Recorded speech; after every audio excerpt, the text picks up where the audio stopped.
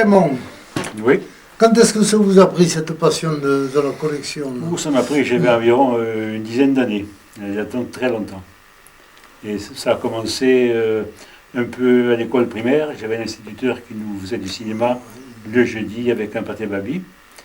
Et il nous passait des films très intéressants, mais c'était des petites cassettes de 10 mètres. Et évidemment, quand il nous passait Les Misérables, ça durait pendant 3 mois, à raison de un quart d'heure, une demi-heure chaque fois. Les premiers appareils que j'ai eus, c'est ce pâté Jaco, ce projecteur Jaco que vous voyez là. Ah, celui-là, oui. Voilà. C'était un projecteur qui utilisait du film 35 mm et du film donc inflammable à l'époque. Donc c'était des petits morceaux qui étaient montés comme ça.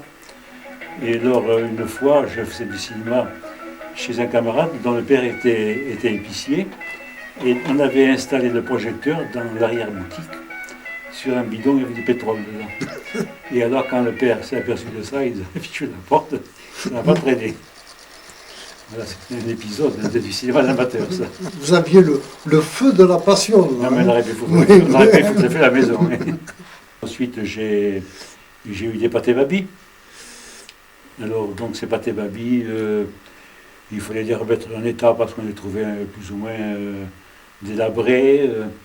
Et après, il fallait trouver des films parce que ça n'était pas très très fréquent à l'époque.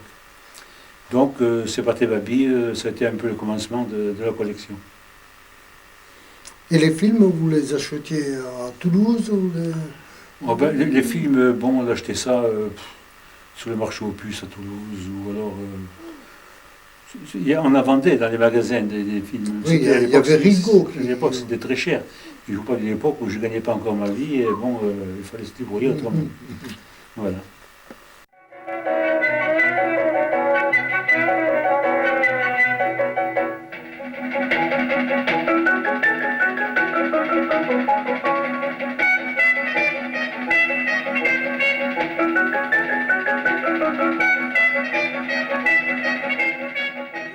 Il y a un fil à aiguille, je ne sais pas si c'est du format 9,5 ou au format 16 mm. Et puis du format 16 mm au 35 mm. Voilà, c'est comme ça qu'on arrive à entasser des tonnes de films dans un endroit plus ou moins réservé à ça. Mais ça a dû vous poser des problèmes, parce qu'au fur et à mesure que vous aviez la collection qui s'agrandissait, là, mais il fallait trouver de la place pour mettre... Mais écoutez, à une époque j'habitais à Toulouse, il y a environ 40 ans, et c'est une maison assez petite, et alors j'avais du matériel dans les chambres, partout. Et alors, bon, quand on a fait construire ici, je me suis quand même, sur mon plan, j'avais prévu tout le sous-sol pour faire du cinéma, pour le cinéma. J'avais quand même un petit coin buanderie, mais tout le reste c'était cinéma. Vous voyez, c'est comme ça. Oui, et en fait, dans le garage, il n'y a jamais eu de voiture parce qu'il y avait du matériel. On a dû construire un abri voiture à côté. Évidemment, le 35 mm, c'est une image très belle, mais ça tient énormément de place. Et alors, petit à petit, il faut mettre les étagères, il faut mettre un peu à droite, un peu à gauche, et puis on est envahi. Et s'il n'y avait que le cinéma, mais maintenant il y a la TSF qui s'est branchée dessus. Et alors, alors c'est encore plus encombrant que le cinéma. Et actuellement, bon, je suis saturé, je ne sais plus où les mettre. Voilà. On peut estimer à peu près quel est le nombre d'appareils que vous avez. Vous avez cherché un jour. En cinéma, je dis à peu près, je sais pas, une centaine par là. 120. Et des films, ça peut se chiffrer par tonne, qui contiennent 35 mm. Ah bon, c'est au poids. Et oui, parce que...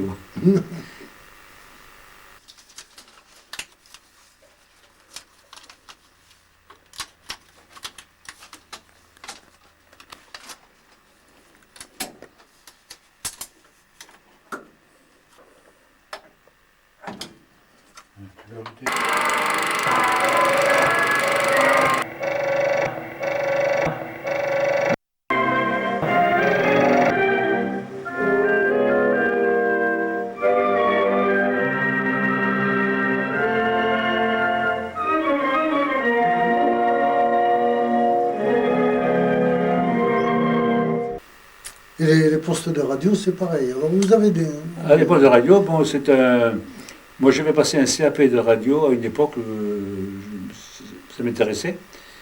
Et ça m'intéressait de connaître un peu comment ça fonctionnait pour les amplificateurs de cinéma.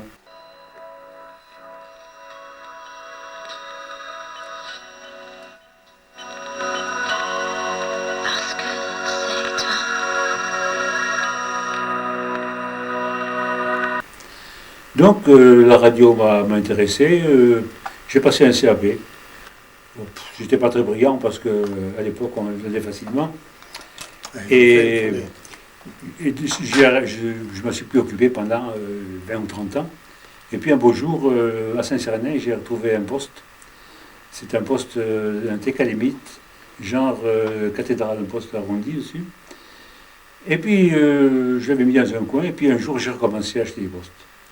Alors mon plaisir, c'était évidemment de les remettre, de les restaurer au point de vue ébénisterie et de refaire marcher la partie radio.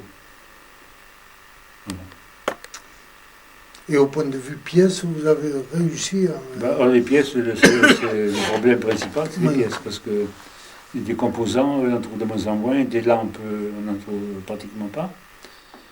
Et bon, il y a aussi des pannes qui me dépassent, alors je suis obligé d'avoir recours à un ami qui, lui, est plus fort que moi, et qui me dépanne, qui dépanne mes postes, plutôt. N'enlevez pas le disque dessous, ça fait rien.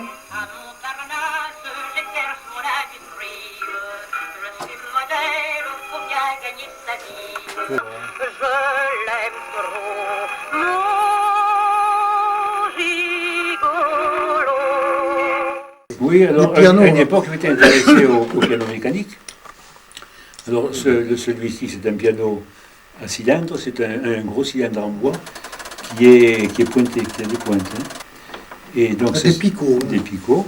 Ce cylindre en bois, il est actionné par un très gros moteur à ressort et il tourne très lentement.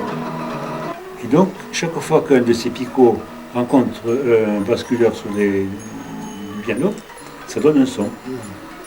Et alors évidemment, quand le cylindre a fait un tour, il recommence. Et ces pianos étaient beaucoup utilisés dans les cafés, on pouvait danser. Donc il y avait un monnayeur avec une pièce de dessous, et alors on dansait avec ça.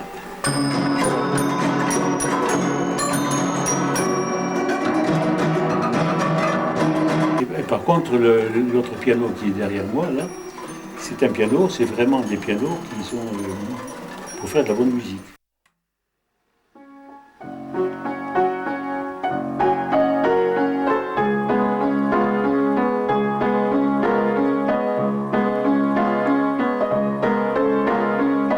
Alors que le piano pneumatique, c'est un piano là, ce sont des pianos de très bonne qualité parce qu'on ne pouvait pas mettre sur un piano quelconque un mouvement qui coûtait énormément cher. Et donc ces pianos sont très bons, mais le problème c'est qu'ils ont été fabriqués vers 1900 et que ça n'a pas très bien vieilli. Alors pour les restaurer, il faut passer un temps infini et c'est très difficile. Ils sont pneumatiques. Ça marche à dépression. À dépression.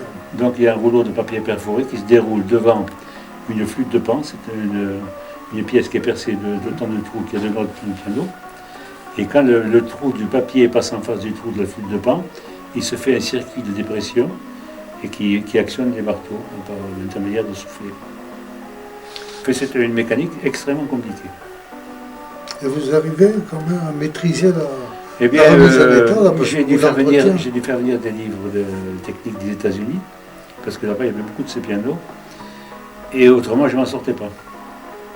Mais enfin, la restauration du piano qui est derrière moi, là, il a demandé 2 ans. Alors vous maîtrisez l'anglais américain? Je maîtrise un peu. Oui, parce que c'est des données essentiellement techniques. Là. Ah oui, mais enfin, bon, il y a des illustrations quand même, hein, alors oui. On arrive quand même à se débrouiller. Et le piano tient bien l'accord quand même? Oui, il a été accordé il n'y a pas longtemps, celui-là. Par contre, il y a des notes qui ne fonctionnent pas parce que les cordes sont cassées, mais enfin, dans l'ensemble, toutes les notes fonctionnent, à part une ou deux.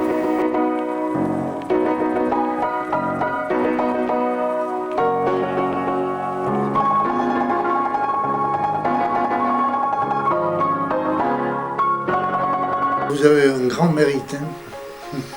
Non, c'était un plaisir pour moi. Mais enfin, j'avoue que maintenant j'arrive à un point où il y a des appareils partout, des postes de TSF un peu partout, et ça devient un peu encombrant quand même. Voilà, voilà le mot de la fin.